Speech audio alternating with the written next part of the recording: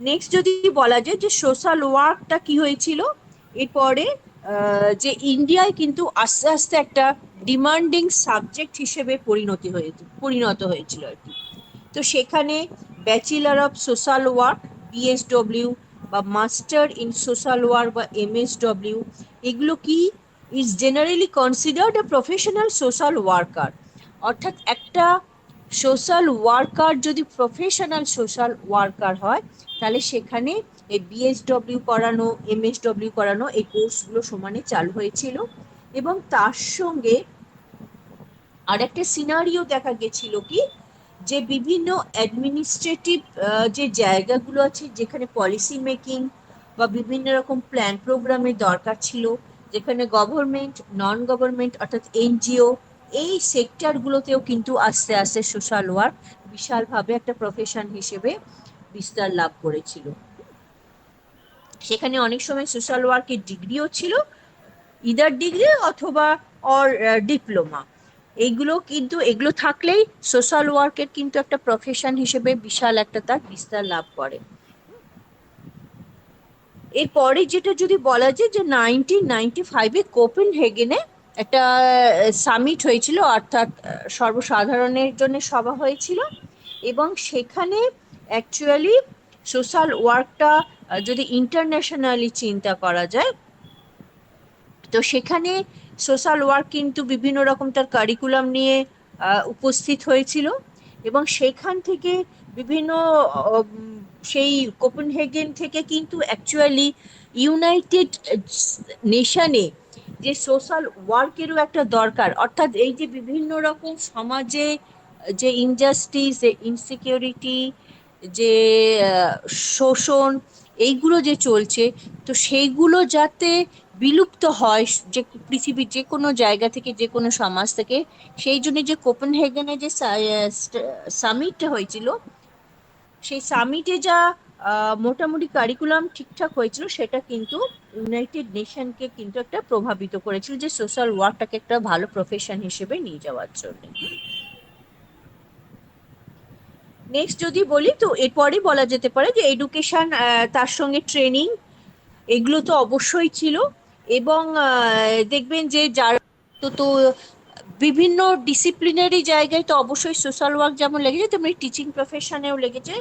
সেই জন্যে আমরা স্লেটের কথা জানি, নেটের কথা জানি, যে যারা এমফিল, পিএইচডি করেছেন, তারা হয়তো ওই সোশ্যাল ওয়ার্কের এই ইউনিভার্সিটি লেভেলে, কলেজ লেভেলে পড়ানোর সুযোগ পেয়েছেন। এবং আস্তে আস্তে শুধু যে পলিসি মেকিং, শুধু যে আপনার বিভিন্ন রকম সোসাইটি প্রবলেমে নয়, টিচিং প্রফেশনেও কিন্তু সোশ্যাল ওয়ার্কটাও কিন্তু আস্তে আস্তে ডেভেলপ করেছিল। আচ্ছা, আমি একটু ইন্টারাকশন করছি। বলছি সোশ্যাল ওয়ার্ক বা অবশ্যই। এমএসডব্লিউ কোর্স করে আপনারা কোন কোন ধরনের জব পেতে পারেন সেই হিসেবে কিন্তু আমি অলরেডি আপনাদেরকে প্রোভাইড করেছি এবং আমার ফেসবুক পেজে রয়েছে। আপনারা চাইলে আমি আবার দিতে পারি। হ্যাঁ, তো সেখানটায় দেখলে আপনারা পরিষ্কার বুঝতে পারবেন যে এমএসডব্লিউ কোর্স করার পর আপনারা বা কোন কোন ধরনের জব পেতে পারেন, বা সেই সব জবগুলো পেতে গেলে কোন কোন সাইট আপনাদের ফলো করতে হয়, কোথায় রিক্রুটমেন্ট হয়, কি ধরনের রিক্রুটমেন্ট হয়, কিভাবে ইন্টারভিউ হয়, সেগুলো কিন্তু সবটাই দেওয়া আছে। যদি এই সম্পর্কে কারো কিছু জানা থাকে তো আমাকে তখন ফোন করবে, ঠিক আছে? ঠিক আছে দিদি, কন্টিনিউ করুন। হ্যাঁ, তো নেক্সট যদি বলি, সোশ্যাল ওয়ার্কটাও তাহলে কিন্তু বিভিন্ন রকম সেক্টরে, বিভিন্ন নেতাজি সুভাষ মুক্ত বিশ্ববিদ্যালয়ের এমএসডব্লিউ অর্থাৎ মাস্টার্স অব সোশ্যাল ওয়ার্ক বিভাগের ছাত্রছাত্রীদের জন্য গাইড টু এমএসডব্লিউ আরও একটি ক্লাসের আয়োজন করেছে। তো প্রিয় ছাত্রছাত্রীরা, আজ ক্লাস শুরু করার আগে আপনাদের জানিয়ে রাখি, গাইড টু এমএসডব্লিউ, এনএসওইউ, আরবিইউ এবং ইগনু ইত্যাদি ইউনিভার্সিটিতে পাঠরত এমএসডব্লিউ অর্থাৎ মাস্টার্স অব সোশ্যাল ওয়ার্ক বিভাগের ছাত্রছাত্রীদের জন্য এক বিশ্বস্ত এবং নির্ভরযোগ্য প্রতিষ্ঠান। এখান থেকে আপনারা এমএসডব্লিউ কোর্স এবং সিলেবাস সম্পর্কে যাবতীয় তথ্য পাবেন। প্রতি সপ্তাহে একটি করে টিউশন বা কোচিং পাবেন। অভিজ্ঞ টিচার দ্বারা তৈরি নোটস এবং সাজেশন পাবেন। এছাড়াও অ্যাসাইনমেন্ট, ফিল্ড ওয়ার্ক এবং ডিসার্টেশন সংক্রান্ত যাবতীয় তথ্য পাবেন। আর এমএসডাব্লিউ কোর্স করে আপনি কী ধরনের জব পেতে পারেন সে সম্পর্কে বিস্তারিত জানতে পারবেন। তো উপরিউক্ত পরিষেবাগুলির জন্য স্ক্রিনে দেওয়া নাম্বারে যোগাযোগ করুন এবং আমাদের চ্যানেলটি সাবস্ক্রাইব করে রাখুন, সাথে বেল আইকনটি ক্লিক করুন যাতে পরবর্তী ক্লাসের নোটিফিকেশনটি আপনি সহজেই পেতে পারেন। চলুন শুরু করা যাক আজকের ক্লাস। প্ল্যান প্রোগ্রামে, বিভিন্ন পলিসি মেকিংয়ে, বিভিন্ন হেলথ সেক্টরে যেমন রয়েছে তেমন কিন্তু টিচিং প্রফেশনেও সোশ্যাল ওয়ার্কটা অবশ্যই জড়িত। কারণ সেখানেও দেখবেন ওই যে আমি এক্ষুনি বললাম, যারা আবার এমফিল পিএইচডি করছেন তারাও ম্যাক্সিমামই সোশ্যাল ওয়ার্ক টিচিং প্রফেশনে গেছেন। এবং এই প্রফেশনটার একটা সুবিধে যে the profession is not govern by an executive council or body that oversees the area of social work practice.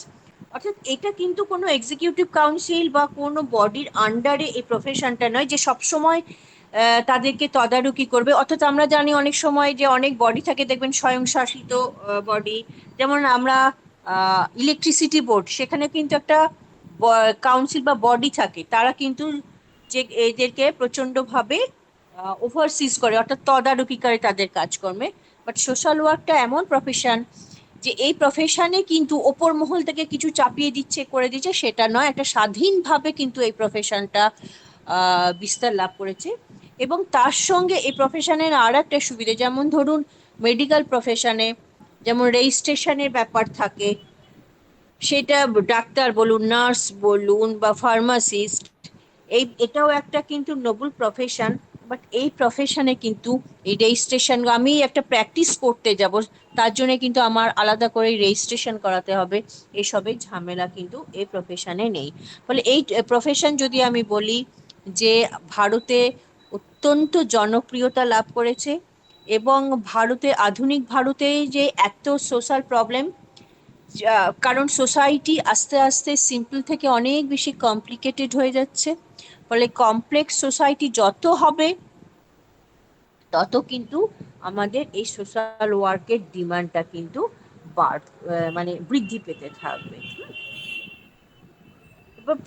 Prospect for professional social works and in development sectors. ওই যে prospects মানে ওই at present the development sector is largely controlled and managed by the welfare of non-government organizations, NGO, অর্থাৎ who are doing the pioneer work towards the overall development of the society.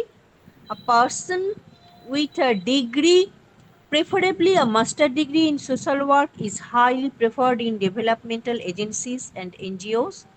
In other words, it can be said that NGO sector as well as the development sectors are being dominated by the professional social works. As far as the salary of a professional social worker in development sector, it varies from organization to organization. Generally, it is negotiated at the time of interview. মানে আমরা এই social work প্রফেশনটা তো যেমন গভর্নমেন্টে আছে তেমনি NGO সেক্টরে তো অবশ্যই আছে।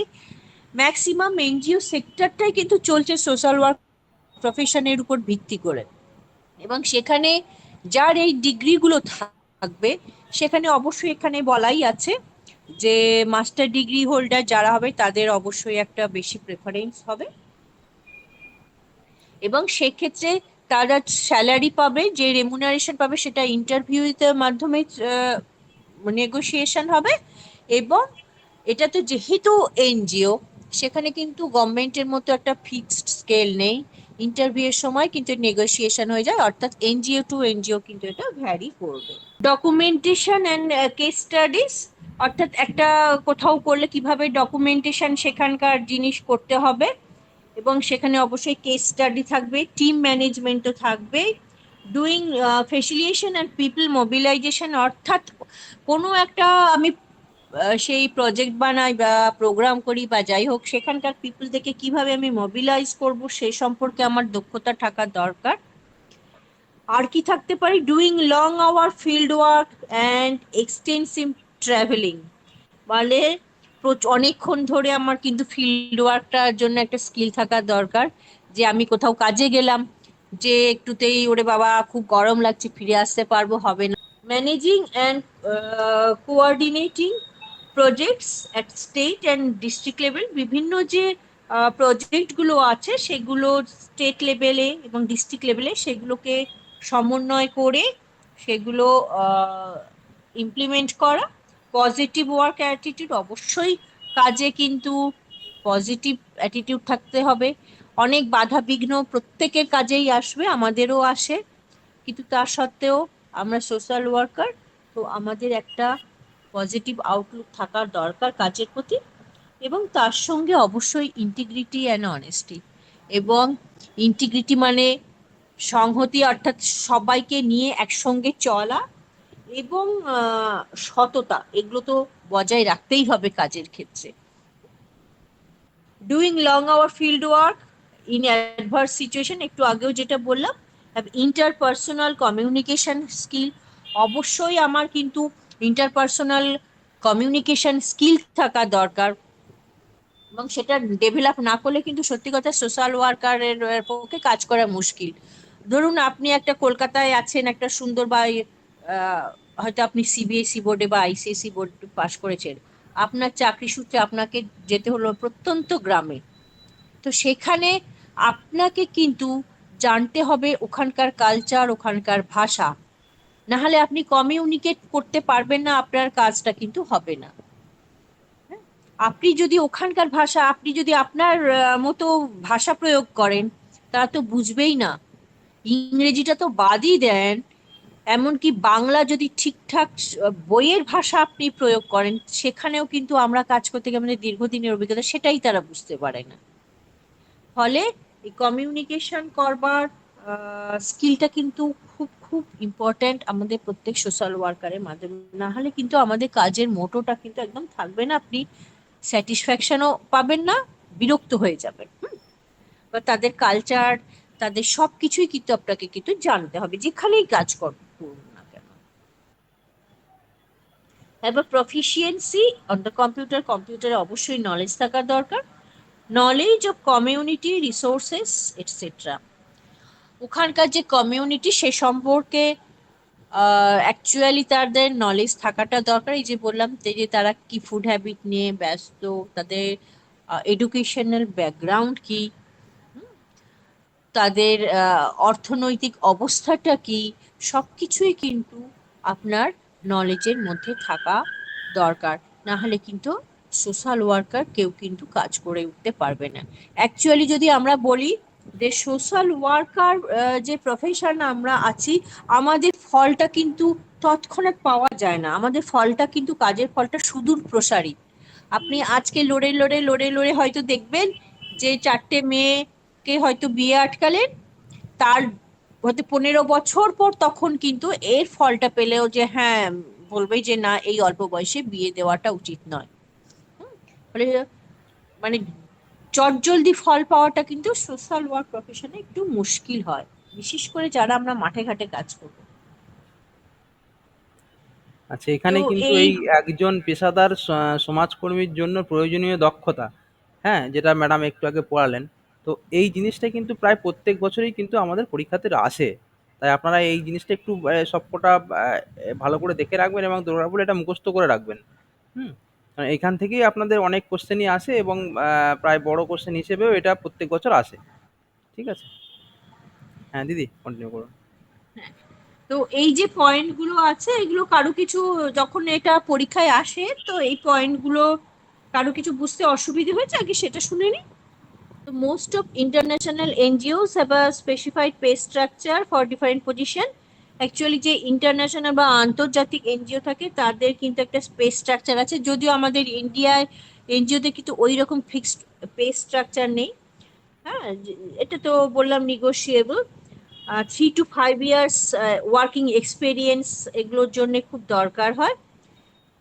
1950s and 60s, several schools of social work started of the country with faculty who completed doctoral studies in the USA.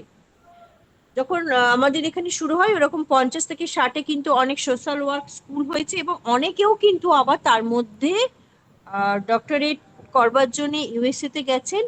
কিন্তু এটার আবার পরবর্তীকালে দেখবেন দাশগুপ্ত, গোরে, ব্যানার্জি, সিদ্দিকী এরা কিন্তু বিরোধিতা করেছিলেন, কারণ ওনারা কিন্তু চেয়েছিলেন যে বাইরে নয়, সোশ্যাল ওয়ার্ক প্রফেশনটা আমাদের দেশে আর কি দেশীয় হিসেবেই যেন বিস্তার লাভ করে, এখানেই পিএইচডি হোক, এখানে আমি যে কোনো ডিগ্রি পাই এবং কর্মসূত্রে কিন্তু এখানেই আবদ্ধ থাকি। Social welfare during the British period, এটা আগে বলেছি, ওয়াজ প্রিডমিনেন্টলি, কেন এখানে ছিল যে controlled by religious beliefs adding of খ্রিস্টান missionaries and its activities in India. Actually তখন আমাদের খ্রিস্টান মিশনারি ছিল কলোনিয়াল পিরিয়ডে, এবং সেখানে সোশ্যাল ওয়েলফেয়ারের একটা রিলিজিয়াস ব্যাকগ্রাউন্ড হয়ে যে কোনো সোশ্যাল সার্ভিস বা সোশ্যাল ওয়ার্কে আমি প্রথম দিকে পেয়েছি, তার মধ্যে কিন্তু ছিল পেছনে কারণ হচ্ছে ধর্ম। তো সেটা এখানেও ছিল, এখানে কিন্তু বেশিটাই ছিল যেহেতু ব্রিটিশ এখানে রাজত্ব করে গেছে ব্রিটিশে, তো খ্রিস্টান মিশনারিজদের মাধ্যমে কিন্তু সোশ্যাল ওয়ার্ক প্রফেশনটা কিন্তু চালু হয়েছিল। পরবর্তীকালে রাজা রামমোহন রায় ব্রাহ্ম সমাজ প্রতিষ্ঠা করেছিলেন 1826 সালে, এবং তিনি সতীদাহটাকে রদ করবার চেষ্টা করেছিলেন। কারণ এটা ছিল একটা ইলিগাল প্র্যাকটিস, এবং এই কারণে তিনি একটা অ্যাক্ট তাদের মাধ্যমেই চালু করেছিলেন, উইডো রিম্যারেজ, এইগুলো সমস্তই ছিল কিন্তু রাজা রামমোহন রায়, তারপর বিদ্যাসাগরের উইডো রিম্যারেজ অ্যাক্ট ছিল, অবশ্যই পলিগ্যামি তিনি বাধা দিয়েছিলেন। দাদাভাই নৌরোজি, মহাদেব গোবিন্দ রানারে, এরা কিন্তু অ্যাকচুয়ালি এই সোশ্যাল ওয়ার্ক ইন্ডিয়াতে যেটা হয়েছিল তার পায়োনিয়ার ছিল। পরে যেটা হয়েছে যে আর্য সমাজের ফাউন্ডার দয়ানন্দ সরস্বতী, উনি কি মাঝখানে কিন্তু বেদের যে লাইফস্টাইল সেটাকে তিনি অনুসরণ করবার জন্য বলেছিলেন, এবং এটাও বলেছেন যে গো ব্যাক টু বেদাস, অর্থাৎ বেদেও কিন্তু ওই যে বললাম সোশ্যাল ওয়ার্কের বিভিন্ন রকম যে নীতিগুলো ছিল এটাকে তিনি মেনে চলতেন এবং বলতেন যে গো ব্যাক টু বেদাস। তারপরে রামকৃষ্ণ মিশন ছিল, এনারাও কিন্তু যে বিবেকানন্দ করেছিলেন রামকৃষ্ণের নীতি অনুসরণ করে 1898-এ। এইভাবে কিন্তু আস্তে আস্তে সোশ্যাল ওয়ার্কটা কিন্তু এখানে আহ, মানে India pre Indian independent India থেকে পোস্টেও কিন্তু চলে এসেছে। এবং এক্ষেত্রে অবশ্যই গান্ধীজি যেমন আছেন, তার পাশাপাশি আমি রবীন্দ্রনাথ ঠাকুরেও আমাদের নামটা মনে রাখতে হবে। আর রবীন্দ্রনাথ ঠাকুর কিন্তু ওই গ্রামীণ সমাজে কিন্তু প্রচন্ড প্রভাব বিস্তার করেছিলেন, মানে গ্রাম্য জীবনের নিয়ে কিন্তু প্রচুর কাজ করেছিলেন, শুধু যে লেখালেখি করেছেন তা নয়, তার চিন্তাধারাতেও কিন্তু কেন এত শোষণ, শিলাইদহতে তিনি যখন জমিদার ছিলেন তখনও কিন্তু তিনি এগুলো অনুধাবন করেছিলেন, এবং এই জন্য কিন্তু তিনি অনেক জিনিস কিন্তু বলেছেন। দেখবেন এই কারণে ওই শ্রীনিকেতনে এই যে হাতের কাজগুলো যে তৈরি হয়েছে, অ্যাকচুয়ালি যে মানুষ যাতে অর্থনৈতিকভাবে স্বয়ংসম্পূর্ণ হতে পারে, এবং কারণ অর্থনীতি কিন্তু দারিদ্রতা বা অন্য দুঃখ দুর্দশা একটা মূল কারণ, তো সে কারণেও তিনি কিন্তু এগুলো যদি বলে যে an important aspects that is critical to envisioning a professional identity for the profession in India is to chart out a clear curriculum that emphasize a critical and analytical thinking to enable students to commit themselves in working towards development needs the poor, marginalized people, the Dalits, the indigenous people, children, women, girls, and socially stigmatized and all groups that are increasingly deprived and social safety net with the decline investment. Actually, পরে ভারতে যখন ভারতটা তো সত্যি কথাই প্রচন্ড রকম ভাবে মহিলাদের, স্পেশালি আমি বলবো জাত পাত এবং মহিলা এদের অবস্থান কিন্তু অত্যন্ত নিচু স্তরে ছিল।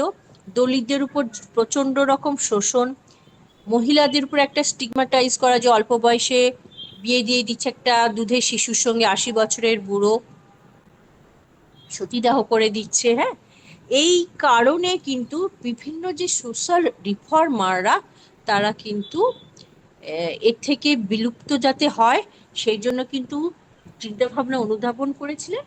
এবং আস্তে আস্তে সে কারণে কিন্তু ইন্ডিয়ায় সোশ্যাল ওয়ার্কটা কিন্তু স্টার্ট করেছিল, এবং পরে কিন্তু এটা একটা প্রফেশন হিসেবে চালু করেছিল কে না, ওই সৌরভজি, দাদাভাই সৌরভজি, যিনি টিস করেছিলেন, এবং যেটা মুম্বাই কিন্তু 1964-এ চালু হয়েছিল।